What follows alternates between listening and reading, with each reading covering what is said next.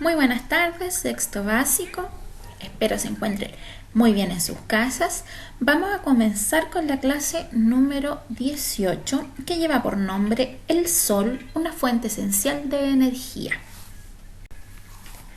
El propósito de esta clase es comprender que la mayor parte de los recursos energéticos provienen directa o indirectamente del Sol.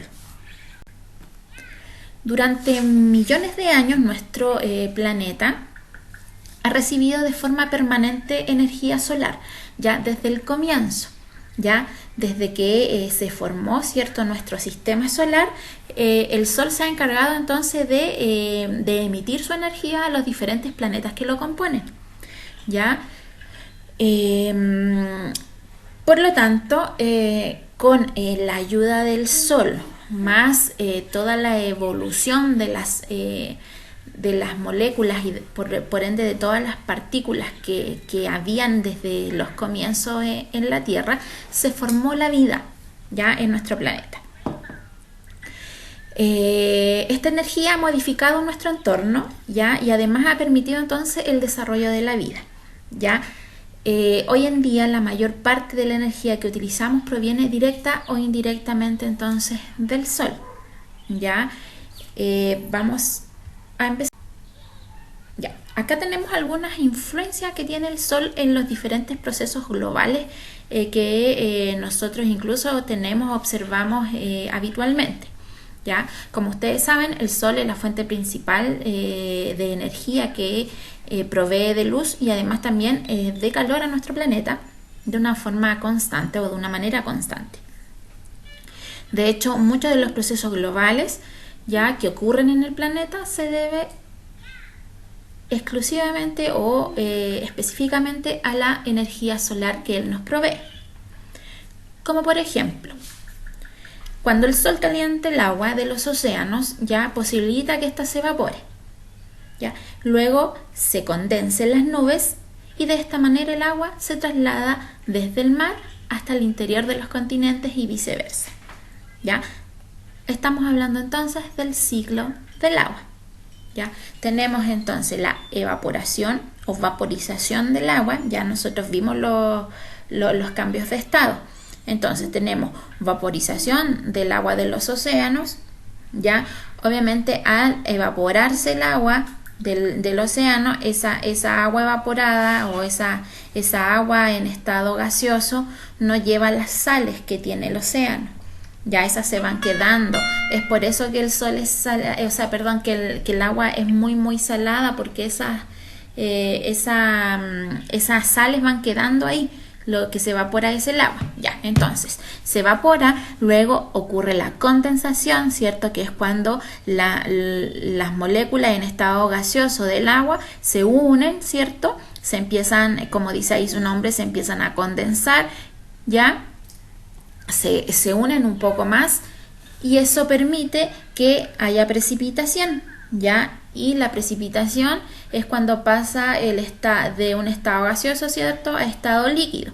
Ya las moléculas de agua se unen tanto que empiezan a atraerse unas con otras, ya, y eso permite que el agua de estado gaseoso pase a estado líquido, precipitando entonces hacia la tierra firme en este caso, ¿cierto?, regando todos los valles, aumentando el caudal de los ríos, ¿cierto?, filtrándose el agua a las napas subterráneas, ¿ya? Y entonces a todo eso nosotros le conocemos ciclo del agua.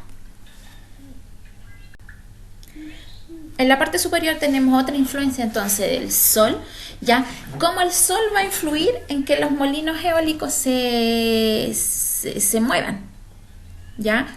El Sol, ¿cierto?, al calentar irregularmente la atmósfera, genera movimiento de aire o lo que nosotros conocemos como viento, ¿ya?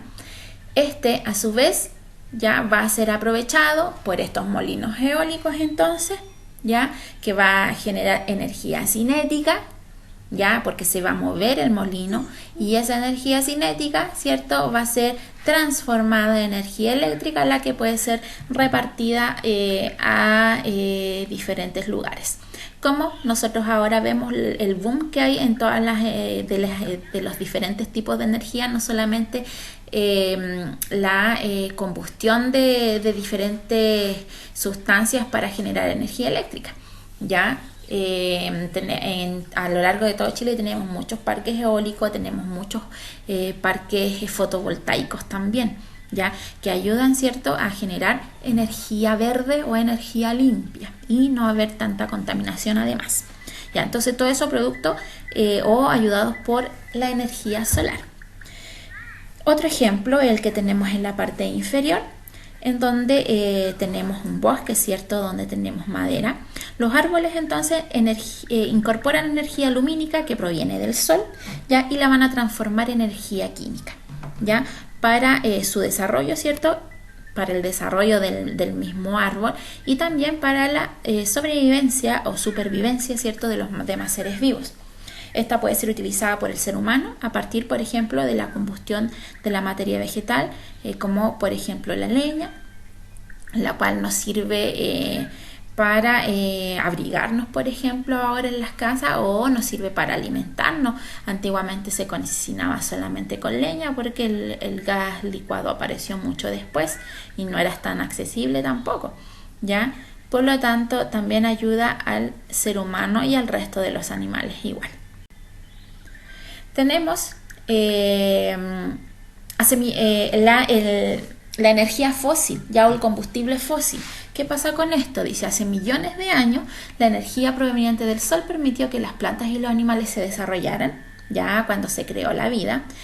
Estas plantas y estos animales, al morir, ya sus restos se fueron acumulando, ¿cierto? A medida que iba pasando el tiempo se iban formando capas de tierra sobre estos restos, ya, y se transformaron lentamente en combustible fósil, ya, como por ejemplo el petróleo, el gas natural y también el carbón, ya. La formación de estos combustibles fósiles se lleva muchos años, ya. A partir de entonces de esta energía química que nos provee los combustibles fósiles, se produce gran parte de la energía que nosotros utilizamos, por ejemplo la energía eléctrica a través de la combustión de carbón, por ejemplo, ¿ya? O el gas natural, que se utiliza mucho más al sur, ¿ya? Y el petróleo, que nos da, ¿cierto?, la energía para movilizarnos, por ejemplo, en los autos, ¿ya? Y por otro lado tenemos la energía química. Ya, la luz del sol permite que las plantas crezcan, ¿cierto?, se desarrollen y que tengan algunos productos derivados de ellas, como son las frutas y las verduras. Ya, estos alimentos nos proporcionan energía química, ¿cierto?, para nosotros los seres vivos podamos existir. Y por último tenemos esta represa, ¿cierto?, o reserva, o son hidroeléctricas, ¿ya? Pero ¿en qué puede influir el sol?, se preguntarán ustedes, en una represa o en una hidroeléctrica, que tiene que ver con movimientos de agua, ¿ya? El agua, todo al final todo como que se enfoca en el sol, si ustedes se fijan. Entonces, el agua del mar se va a evaporar, ¿cierto?, producto de la energía que entrega el sol. Ya, esto va a hacer que se produzca el ciclo del agua, ¿cierto? Va a llover y esto hace que precipite, ¿cierto?, aguas, y esas aguas se van a almacenar en estas represas o embalses, como tenemos nosotros nuestro embalse Santa Juana, ¿ya? Para luego entonces ser destinada con diferentes fines, como por ejemplo la generación de energía eléctrica, o también el riego de plantas, ¿cierto? O la generación, de energía eléctrica con las centrales hidroeléctricas.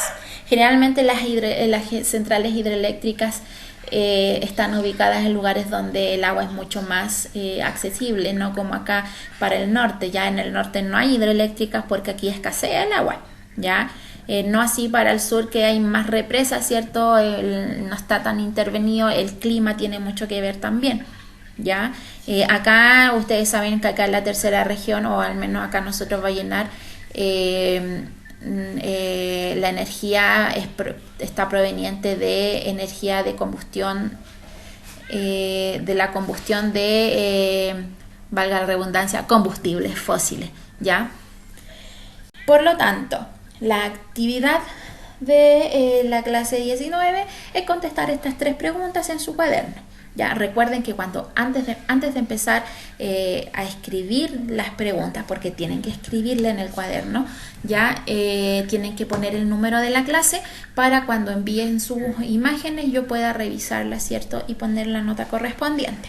Ya son 3 preguntas ya relacionadas con lo que acabamos de ver hoy en clases. Y eso sería todo. Un abrazo a cada uno de ustedes, que estén muy bien. Nos vemos. Chao, chao.